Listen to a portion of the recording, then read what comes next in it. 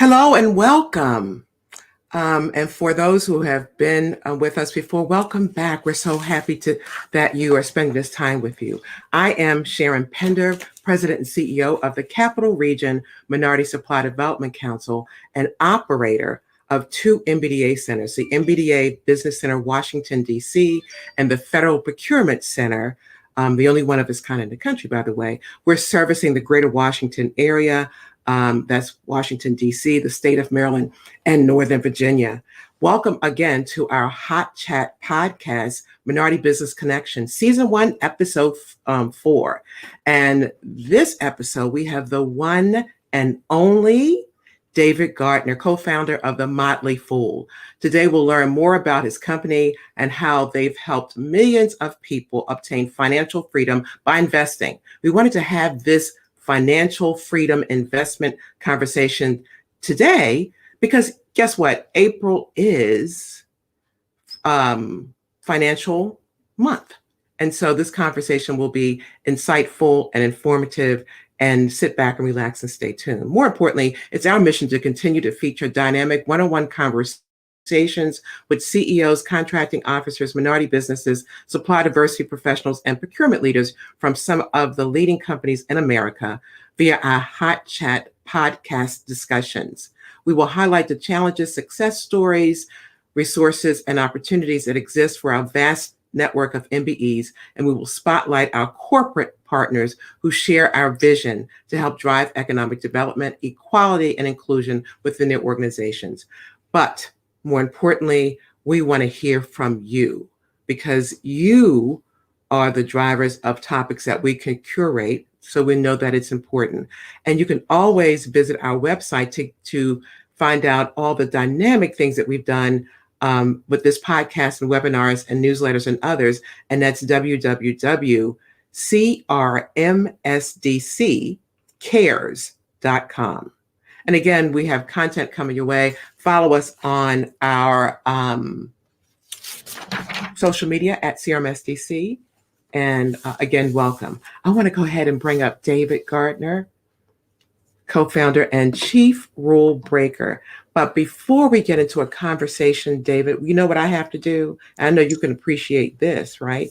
I have to say, welcome to our sponsors. And so I'm going to do that and then bring you right back. Okay. Our sponsors, Exelon, BGE, Pepco Holdings, which are part of the Exelon companies, Southwest Airlines, Hilton, Amicus, the collaboration redefined, Capital One, CompuGain, JDC Events, SBE and Company, and Shroud Priest Attorneys at Law. And we'll get into later on some of the corporations that continue to fund us. But I want to talk to my friend David. Good. How you doing, David, today?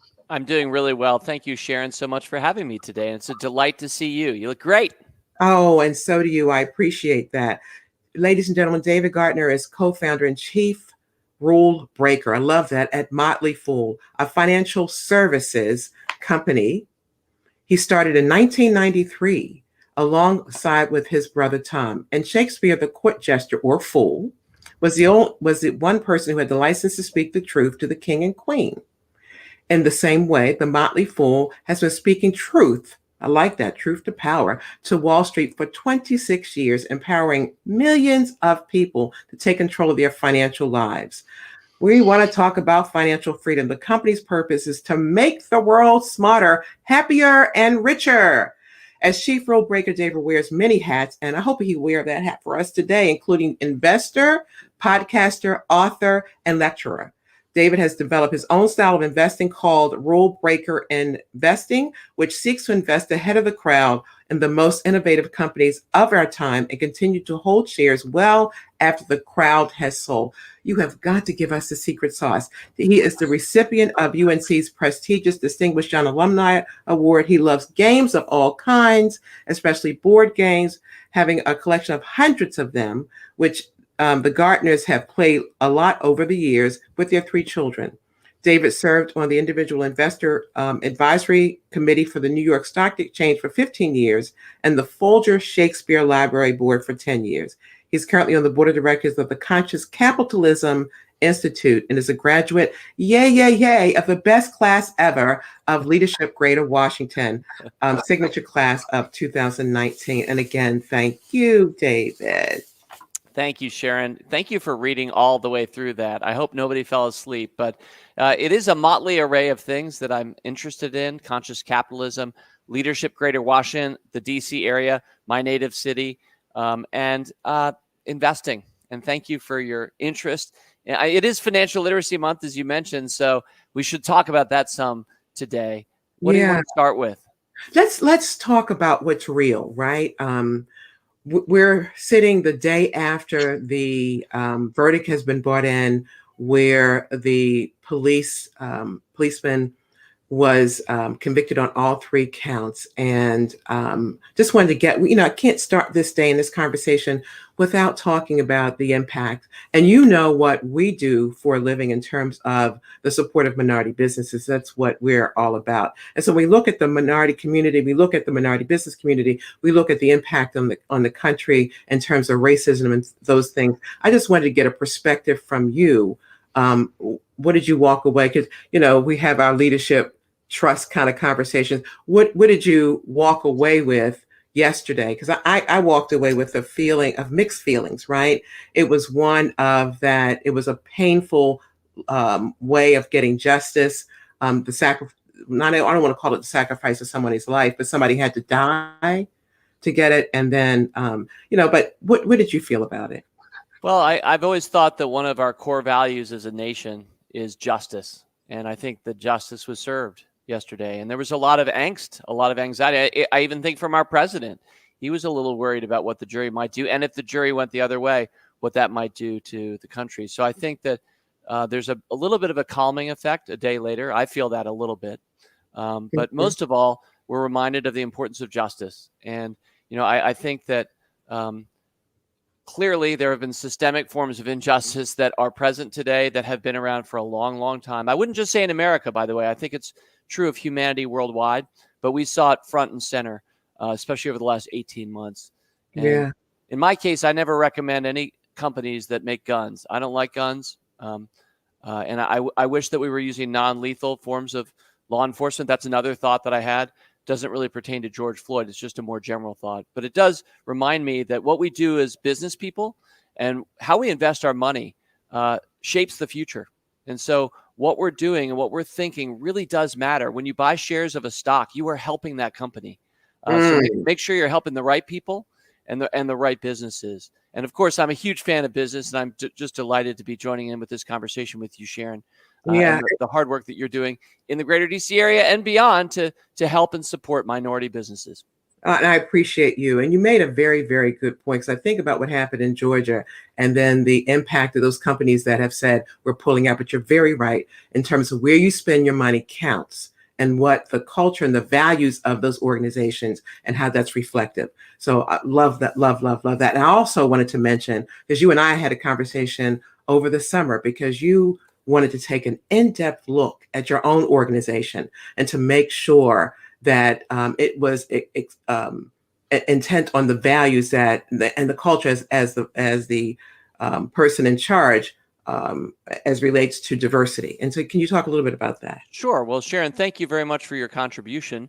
You are somebody with a deep perspective, well-informed, and a well-rounded perspective as well. So the conversation that we had, which was you volunteering, so thank you so much for that, was pursuant to us thinking through how to address unlocking freedom, financial freedom for all. And the Motley Fool Foundation, which is, I'm chair of the Motley Fool Foundation.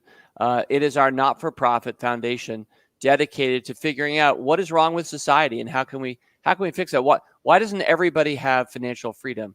Now, it's not something that you can write a check and everybody instantly is financially free, because I think it's more than anything a mindset that we need to develop over time for as many people as possible. But certainly the work of our company, the Motley Fool, has been to create financial freedom, really co-create it, because anybody who subscribes to our services helps us get with some financial freedom of our own, right? So it's a reminder that business in particular is a cooperative game, every bit as much as a competitive game.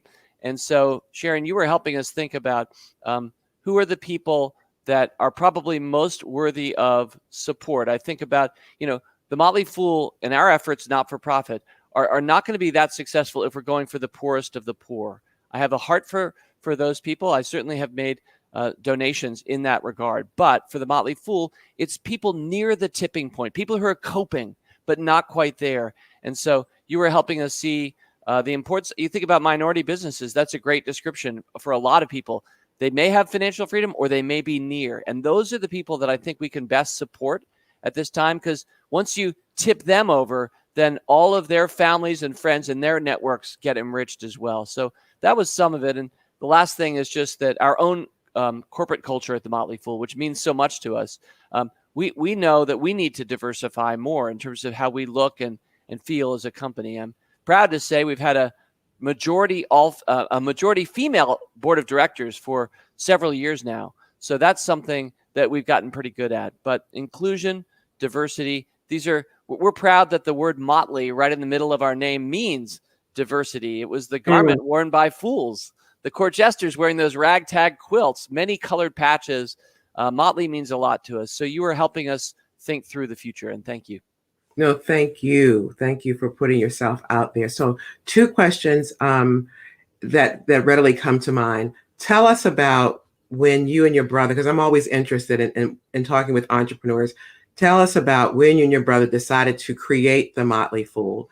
And then before this conversation is over, I want our folks to know how they can learn about investing and tell me a little bit about the company itself. If I subscribe, what happens? But let's talk about how in the world did you come up with the Motley Fool, and what were you and Tom thinking? Great question. I had one job before the Motley Fool, and I didn't even hold it down for a year.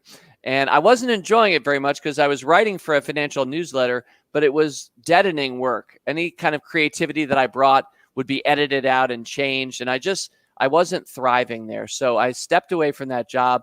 And our joke is that we were kind of unemployable at that point. My brother is in graduate school trying to get multiple degrees, and I've just quit the one job I had. So what we needed to do was probably just start our own financial newsletter, which is how the Motley Fool started.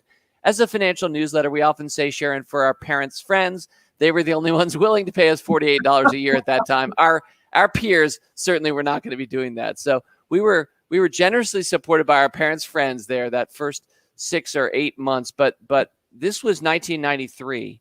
And if you remember, we have to go back in time here. This is 27 years ago, but America Online was going to be a really big deal in the 1990s. Mm-hmm. And it was still early and emergent for America Online. But we were in Northern Virginia ourselves. They were too. And we were using their service just as paying customers, sure. Just mentioning, giving off free copies of our newsletter and answering people's questions about investing. And you might wonder, and I won't go deep on this, but you might wonder how we could be answering people's questions about investing as young guys in our 20s.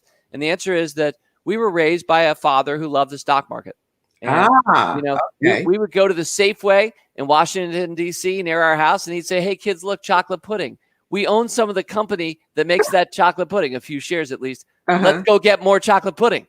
And so it was a great dad, right? He was reminding us, he was teaching us as little kids that we can be part owners of the products and services, the companies that make those, that enrich our lives. We can be part owners. What a great culture it is that we've all been born into, that would be true. That's not true in many other places around the world. Mm-hmm. And so from the earliest days, we felt very comfortable talking about the stock market. My brother Tom and I both majored in English, so we were more writers, but we were also stock market fans. And I started the stock market club when I was at university and this sort of thing. So it was kind of natural in a way for us, even though it sounds odd, to be answering older people's questions about money in our 20s on an AOL chat room forum. But It started there, and AOL noticed what we were doing and said, hey, would you guys like to have lunch? What is this thing, the Motley Fool? And we had a great lunch with them, and we decided to open up 1 year after we started our newsletter on AOL. And, of course, the next 5 or 6 years, AOL would go on to become a monster, really big, and merging with Time Warner in the year 2000. And so we kind of rode that wave of success. As they grew, we grew.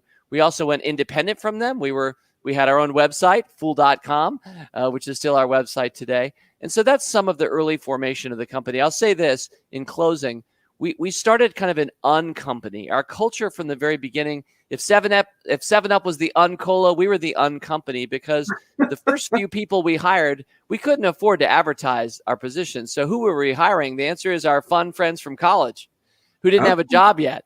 And you can imagine when you build a culture off of that, you're not going to be saying things like, hey, I need you to be here at 9 a.m. You got to stay till 5 p.m. We're counting your vacation days. All of those things that a lot of normal corporations would do, we were not doing. It didn't make sense. And we've never done that ever since. So that's a little bit about our corporate culture. So all these images are running through my mind, right? I'm thinking of the movie Wolf on Wall Street. And I'm thinking that you're in some garage, or then you've grown to move into some, and it's a lot of guys. So what did it look like visually? Yeah, great question. So I was living in Alexandria at the time. So on the back of our property, there was a little outbuilding, and that's where the Motley Fool started. And it was me and my brother Tom and a friend or two, elbow to elbow, in this little house, signing on to the internet. But do you remember back then, it wasn't the internet. It was really just AOL. And I won't make the screechy sound, but we can all hear it in our heads, the older hands among us, dialing your phone into the online services. It was really old school back then, but that's where we were starting. And then as AOL invested in us once we started to succeed on their platform. And so then we had some money to open up an office, start hiring some more people. And somewhere around, maybe if we started on AOL in August of 1994, 1 year after our newsletter, within a year or two, we had maybe 15 or 20 employees. So it was a small office in Old Town Alexandria. And, we were wearing our jester caps and doing some interviews and picking stocks, which is what I've always done ever since, and building a company that one day would say, we're here to make the world smarter, happier, and richer. And thank you for rocking our purpose statement in the introduction. That's a really important phrase for us. And I always say the most important word in our purpose statement is the word and. Smarter, happier, and richer. Never one without the other two. When the Motley Fool's hitting it on all cylinders for our members, we're doing all three at once. And that's what I'm hoping I'm doing some of today through your HotChat, Sharon, fulfilling our purpose, making everybody listening to us right now smarter, happier, and a little bit richer. Yeah, and I think it's so important. And so take me through someone that doesn't have a whole lot of knowledge about the stock market, and they go into your website and they sign up to subscribe to Motley Fool.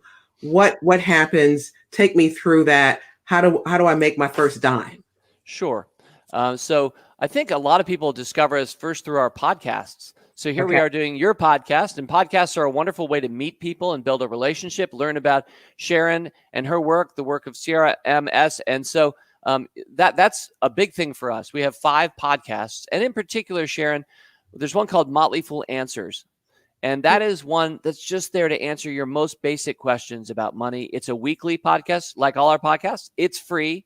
And so I think a lot of people will discover us through our podcast, getting a question answered, asking questions. I also do a podcast. It's called Rule Breaker Investing. And that one is more for people who like the stock market already and want to figure out how to beat the market. And we can talk about that some today. But the real focus for our business, really for so many people, is getting them started investing. And so they'll often start by listening to our podcasts. And then if they feel comfortable, they could come and subscribe to our broadest, biggest service is called Motley Fool Stock Advisor. And I've always said, Netflix streams movies and shows, and the Motley Fool streams stock picks. So when you subscribe to Motley Fool Stock Advisor, you're going to get our favorite pick this month, one from me, then one from my brother Tom. We have then, as we build up a stable of picks over time, we look back at the existing ones and say, here are our favorite right now of our existing ones. Those are called Best Buys now. And so it's a service where you're getting streamed information, giving you ideas about different stocks, companies we believe in. And the one other thing I'd want to add is just that we play the long game, the only game that counts. So when we recommend a stock, you shouldn't expect that we're going to be saying, sell that anytime soon. We're going to be investing for a minimum of 3 years, typically, if not 3 decades. And that's a big part of our success, is that, from early days, we've been invested in Amazon and in Netflix. We have a knack for finding these kinds of companies early, but we have a patience that causes us to hold well past the wolves of Wall Street, who are often jumping and jumping out. And I don't think that serves most people. So when you subscribe, and it sounds like there's a lot of great information. Is there a minimum amount that you should think about investing? So if you said to me, the stock pick, just making one up, is Netflix for this month, a week, whatever, and so should I be then prepared to buy a minimum of amount of shares? So how does that work? Yes, thank you very much. So, two wonderful developments have happened in investing in the last 2 years. One of them, and it has nothing to do with COVID or anything else, it just happened. One is that the transaction cost has been driven down to zero. So, the act of buying a stock, when we started the Motley Fool 27 years ago, you'd usually have to pay maybe a commission of $50 to a broker to just have a stock bought for you. So, that's development number one. That 50 has gone to zero.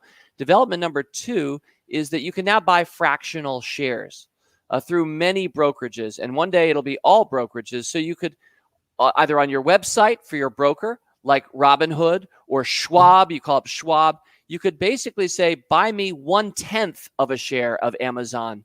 Amazon today goes for around $3,000 a share. In 27 years ago, you would have had to have $3,000 for an Amazon share and $50 to pay a commission to participate. Now you need $0 for commission, and you can buy any fraction of an Amazon share. If you have $30, you could buy 1/100th of a share of Amazon. So the beautiful thing that's happened is that investing has really been opened up to so many people now. And it comes down more than anything to, are you being a disciplined saver? Are you being regular? I love baseball. One of the things I love about baseball is you have to get back in the batter's box several times a game, and then one day after another, game. And that's the rhythm that we want for anybody using our services, that they're saving some money every 2 weeks from their salary, and they're putting that toward the stock market. And then you can buy whatever portion of a share of Netflix that you want. I would say in conclusion, Sharon, that people, typically I think it's good to have maybe $500 to $1,000 saved to start investing. And you really need to be out of credit card debt. If you have $1,000 to put in investing, but you're paying more than that for annual fees to double-digit interest rates on your credit card, you should always clear all of that debt first. Okay, so that's a lesson. Before you start investing in the stock market, make sure that you minimize your debt. Be a net saver. And, there are good forms of debt. And the good news is those are usually low interest rate, like student loans. That is a good form of debt. Mortgage, that is a good form of debt. But especially credit card debt is bad. It's something that we should try to eliminate 100% from our lives. You really are not going to set yourself up well to invest. The stock market, Sharon, averages around a 9 or 10% gain annualized. That's amazing. That's better than almost anything else you can find out there. And it's regular. The bad news is the stock market goes down 1 year out of 3, but the 2 years out of 3 that it goes up, when you average it all, it's an amazing return rate of 10%. If you're paying 15% on your credit card, you're not going to do so well getting 10% for the stock market and 15% on your credit card. That's going to be a formula for disaster. So you have to wipe out high interest debt. We're not even talking about payday loans or things that are really, really ridiculous, expensive interest rates. We're just talking here about credit cards. But I hope that makes sense, that you need to get rid of that math. You need to have the math working for you. Okay. Some people want to do that for their children. Like if people had invested years ago in Amazon or whatever. So what do you do for if you're thinking about making some investment for your children or your grandchildren? What do you, any advice there? Yeah, and I mean that was done for me, right? So that dad who pointed out that chocolate pudding and said we own some shares, when I turned 18, he gave me the shares that we owned of that chocolate pudding company and some other shares besides, right? So that was an incredible gift, and in a lot of ways, that's what enabled the Motley Fool, because we had capital. We had a little capital to start our own business. So, of course, one of the best things, we all love our kids. We want to do the best we can for them. One of the best things you can do is start an account for a child of whatever amount of money and begin to invest for them on their behalf. And you can absolutely do that. You can open up that kind of account through Schwab or Fidelity or any of these firms. Then a lot of people would ask, well, what stock should I buy? And I always say, first of all, we tend to talk a lot about stocks. Most of the world invests in mutual funds. People don't want to necessarily pick their own stocks. They'd rather give their money to somebody who's Sure. going to put it all in 100 different stocks for them, and they don't have to do anything. And we understand that. And that can be a great answer for a lot of people. We especially like index funds. For example, Vanguard index funds that just like buy the whole market. You can buy every single stock in the market. That's what Vanguard does for you for a very, very low fee. And that's called a total market index fund. So that would be an example of a great answer for many people hearing us right now. If they're wondering, well, what's a good first investment, either for me, if I'm just starting, or for my kids? All that said, we love investing directly in companies more than investing in mutual funds. A lot of people think it's brave or crazy to invest directly in companies. I don't. I love to ask, what are the great companies of our time? And you've got some among your sponsors. Southwest Airlines has been just a spectacular investment over 30 years. Mm-hmm. So I love to find those individual companies. And if I'm doing it for a child, I'm thinking, what is a stock that my son or daughter would really recognize and like? So I can imagine something like Disney. A lot of kids know Disney. Most kids know Disney. Roblox these days is a very popular, somewhat expensive habit that little kids have on their phones, and parents are like giving them $4 more to buy something for their Roblox. That is also a public company today. You can be a part owner of Roblox. So most things that are products or services that kids touch are actually provided by the for-profit private sector, and you can give them shares of those companies. One other thing I'll just mention is that for my podcast, Rule Breaker Investing, I specifically did 2 episodes called Get Started Investing. Okay. Part 1 of 2 and part 2 of 2. So if you were to Google Rule Breaker Investing, Get Started Investing, anybody would see that and could hear for free. Each of those is about 45 minutes. You get about an hour and a half of coaching from me about how to get started investing with some of my friends. They're answering questions as well. And there's a second series called Getting Your Kids Started Investing. Same thing, 2-part series, free. Anybody can Google it and hear a lot more coaching about how to get your kids started or how to get you started. I love that. Now, we talked about kids, grandkids. Is there, and so ideally, if you're working, get down that credit card debt and start looking at investing. Is there what if you're retired or thinking about retirement? What would the strategy be then? Well, I think that if you're thinking about retirement, we'll just say you're not quite retired, but you're thinking about it.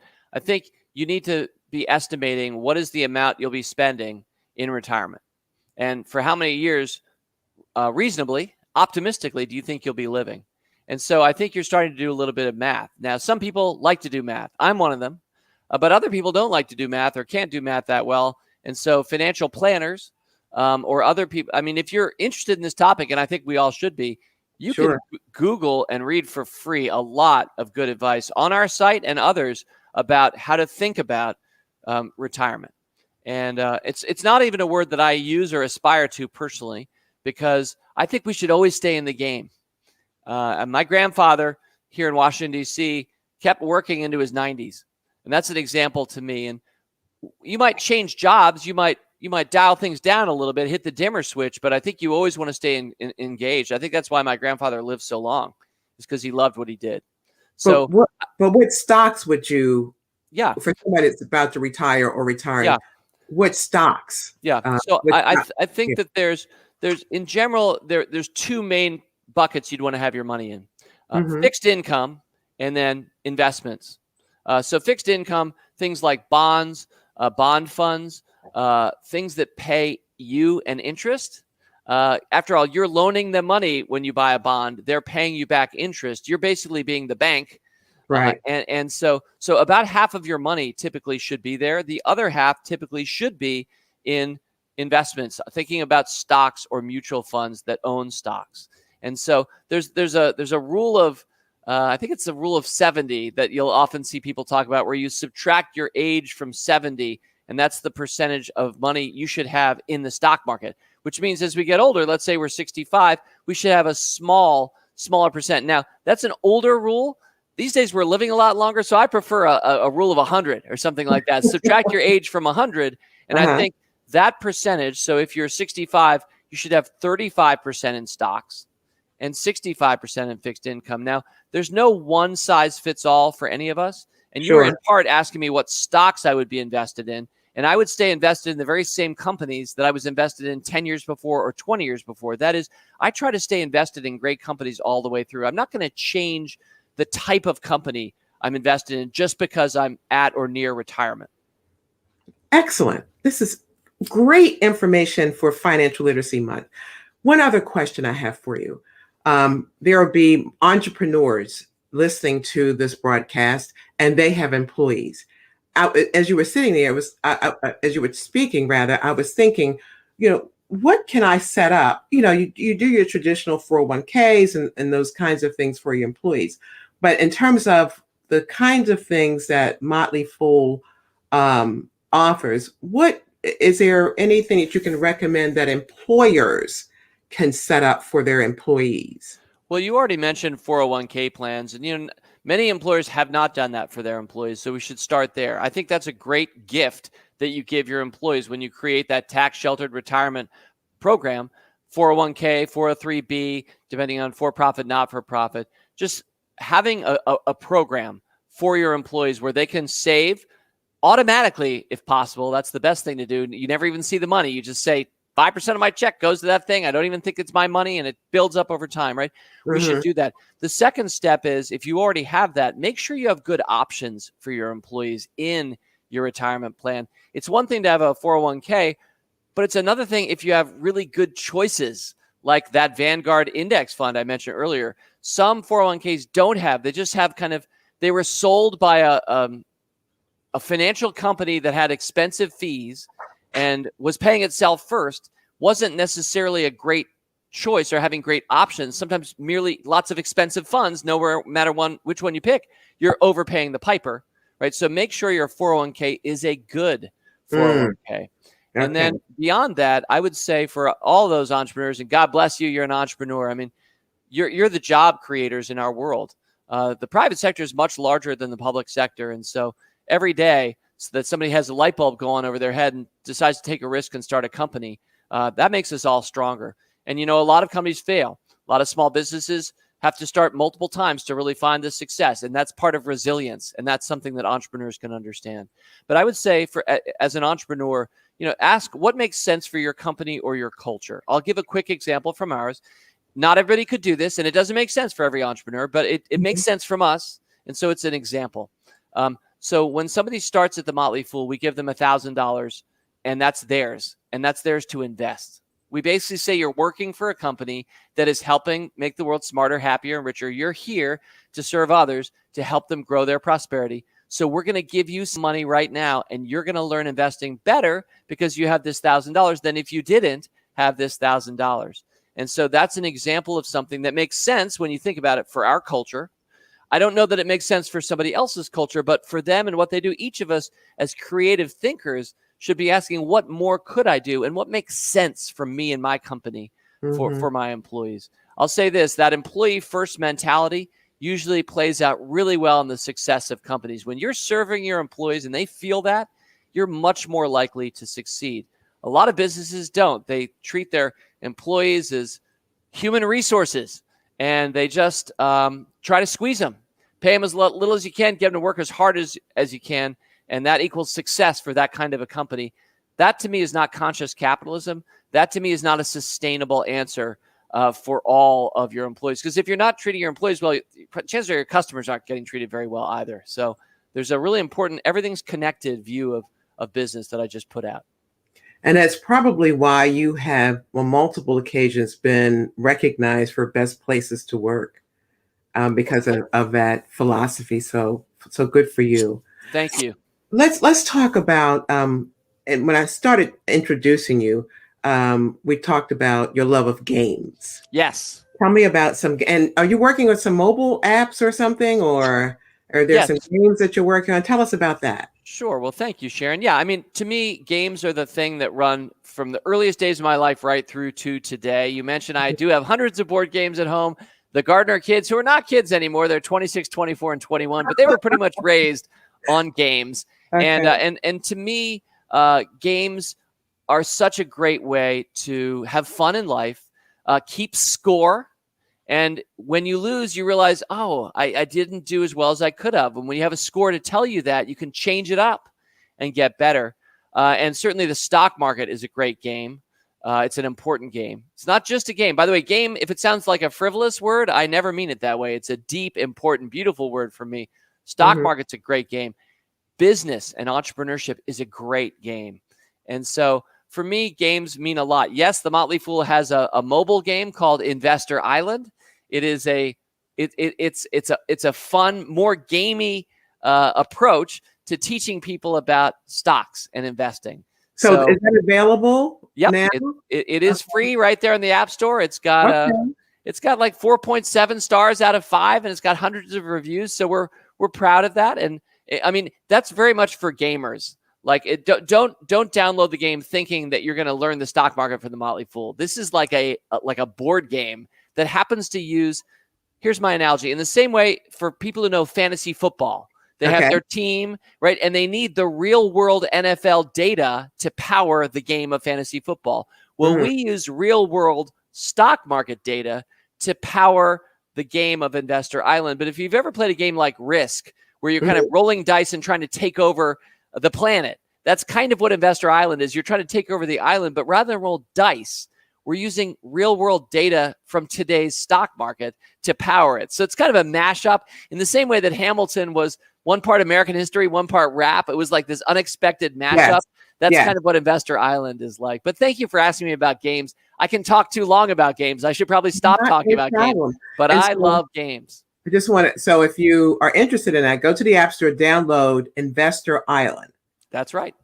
Yep. Absolutely. That's wonderful. I want to go back a moment, because when we're talking about using the word game a lot, I want to talk about that experience that a lot of us heard about with GameStop.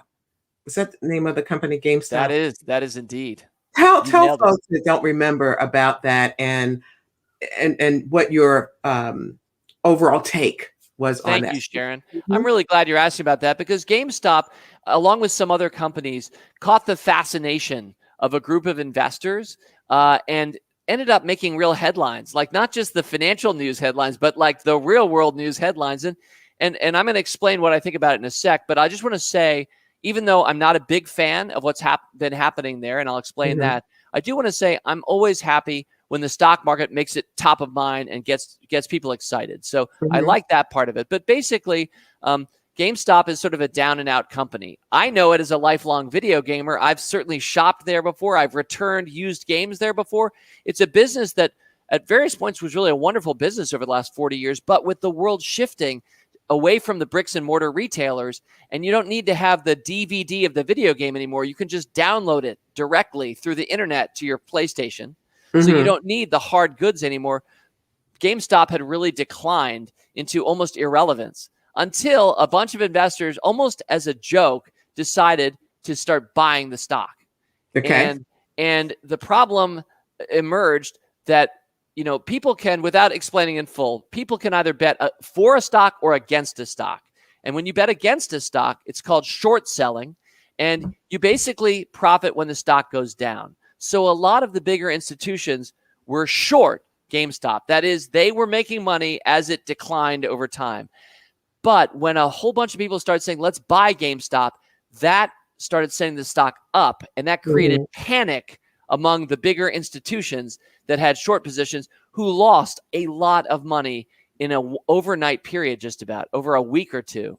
And so that hit the fascination of the news stories. At its best, it sounds like a bunch of small investors beating the wolves of Wall Street. Like, that's the best thing you could say about those people. At its worst, it's a bunch of people playing a game that's not sustainable, messing with the stock market in a way that, again, ultimately a lot of people are going to lose money, because as GameStop shot up, some people kept buying, but you could expect that GameStop would return back to its lows later on. And a lot of people lose money as it goes back to its lows later on. And it's kind of in the process of happening. So GameStop was up at over $300 a share. It went, get this, Sharon, it went from 5 to 50 to 100 to 200 to 300. That's like 60 times your money in a month. Wow. It's not sustainable. It wasn't a real world view of the value of GameStop. GameStop at that point was like worth more than Best Buy, which is actually a good company. Mm-hmm. And so clearly it was unsustainable. So GameStop has come down 300, 200, 100. So it's lost 2/3 of its value over the last couple of months, but it's still way above where it probably should be. So I hope that explanation, while I couldn't give it full No, that was a explanation, great. I That hope was a it's great clear. explanation. So, I mean, I like that people noticed GameStop and noticed investing. A lot of people heard about investing for the first time. But when my friends who don't invest in the stock market come and say, should I own GameStop? I want to make it really clear. I don't think you should own GameStop. And I wish the game would stop. But with that said, I'm glad that you noticed the stock market. A lot of you, I'm glad you noticed the stock market. And there's so many great companies you can invest in that you'll do well with for years, which is how I measure success, not days or months. Now, do you remember anything in recent memory that was similar to what happened there? Yeah, that sort of thing really has happened for a long time. It's called pump and dump. And usually it starts with penny stocks. And actually the Wolves of Wall Street was about this, but it's about people who intentionally get other people excited about really small time rinky-dink nothing companies. Because when it's worth so little, only just a little bit of investment can make that thing go. So a stock that is at 37 cents a share can go to $1 and more than double if you get people hyped up about, the prospects. Now, usually it's just hype. There's no real prospect that exists. And what happens is those people who are getting others excited are selling the shares that they bought in the first place to those other people who are kind of being suckered, right? As they buy shares from the people that are pumping up, and then they're going to be dumping their shares in other people. That's why it's called pump and dump. So that has been existing about as long as the markets have existed. And it usually happens with penny stocks, which is why the Motley Fool ignores penny stocks. We don't want to participate in any of that. We want people to realize you're going to get hurt generally. Might seem exciting to double your money with a penny stock in 1 week. It's not a sustainable approach. And you're helping somebody else who doesn't have good goals for the world. You're helping them prosper. And so I don't like that at all. It's pump and dump. And I wish it didn't happen. This has been such an exciting conversation. I am so pumped. Thank you, Sharon. No pun intended. Before you go, do me a favor as we close out. Tell me about Spiffy Pops. I would love to. So Spiffy Pop is a term I invented, and it's a very simple concept. But before we invented the term, no one really thought about it, but now we do. And here's what it is. It's when you make more money in a single day on the stock that you bought than you paid for that stock when you first bought it. I'll give a quick example. Okay. If you buy a stock, I'm just going to make up XYZ Corporation at $27 a share, and you patiently hold it over time, 3 years, 5 years, 8 years, and let's just say it goes up to 100, and then it announces great earnings tomorrow. And tomorrow, the stock, which closed today at 100, you've held it. We're making up this example. You've held it for 8 years. You bought at 27. It was at 100. Tomorrow, it goes up $28 a share. It goes from 100 to 128 because of great earnings, which is a 28% gain tomorrow. But while that's a pop, and that'll be reported on CNBC and all the rest, that's a pop for the world. For you, that is a spiffy pop because you paid 27, and tomorrow it went up $28 a share in a single day. So you made more money in a single day than you did for what you paid for that stock way back when. That is a spiffy pop. And before we invented the concept, nobody really thought about it. But now, by having a word for it, we gave a goal for a lot of people. And it's a laudable goal because it involves patience and finding great companies and just letting them go out there and win. And so spiffy pops are something that we celebrate at the Motley Fool, and we create a lot of them for our members and our subscribers who follow our advice and don't jump in and jump out and don't buy penny stock pump and dump schemes. They buy great companies and they hold them 10 plus years, like Southwest Airlines, great example. That's the real way to riches in the stock market. And that's the spiffy pop. And this is a great, great way to end. Spiffy pop. I hope it's trademark. And and it will it sound like you can maybe even transform it into some kind of ice cream. But it is wonderful. This is a wonderful conversation. I have learned a lot. I am ready. I'm ready. Thank you, Sharon. Thank you. Thank you very, very much. We have all learned a great deal. This is tremendous value. So I can't thank you enough. Thank you for the invitation, Sharon. And I will just say in conclusion, fool on. Love it, love it, love it, love it, love it. What a way for us to acknowledge Financial Literacy Month with David Gardner of the Motley Fool. Fool on, David. Thank you so much. Ladies and gentlemen, wasn't that great? I just love that discussion. And so as we move on, just again, thank you for joining us today. We have some upcoming events. June the 24th is our Super Matchmaker Conference. You don't want to miss that. Is when we give our minority businesses access to our corporate members. Our annual business golf and tournament, business and golf tournament rather, is September 21st. We have podcasts that we've done with Senator Van Hollen. We've also have done podcasts with others that you want to capture. We have some upcoming ones that are coming with Comptroller Peter Francho, Senator Ben Cardin, a special feature. We're talking about some untold stories of minority businesses and their journey through the pandemic, and a bonus feature on Black CEOs and what they're doing with the organization to drive supplier diversity. Again, thank you, David Gardner, Fool on, and thank you to Graybo team who delivered the best ever production, and our CRMSDC and MBDA teams that's headed by Sonia Bigelow Smith, and that has Nicole and Latoya and Jacob. That's all. And so we thank you all for making it happen and joining us today. So as we go out, let's take a look at all of our sponsors that are responsible for making this happen. And for the podcast, I will certainly read AARP, AT&T, BAE Systems, Bank of America, BWI, Thurgood Marshall Airport, Dominion Energy, the Ellison Group, Fannie Mae, Freddie Mac, the Financial and Realty Services, Inc., Horseshoe Casino, Ideal, Leidos, Lockheed Martin, M&T Bank, Marriott, McCormick, Metropolitan Washington Airport Authority, National Bid Network, Northrop Grumman, Peapod, Sodexo, Truist, United States Postal Service, Washington Gas, Metro, WSSC Water, Wells Fargo, and Zillion Technologies. See you next time, ladies and gentlemen. Thank you for having us today. Bye-bye.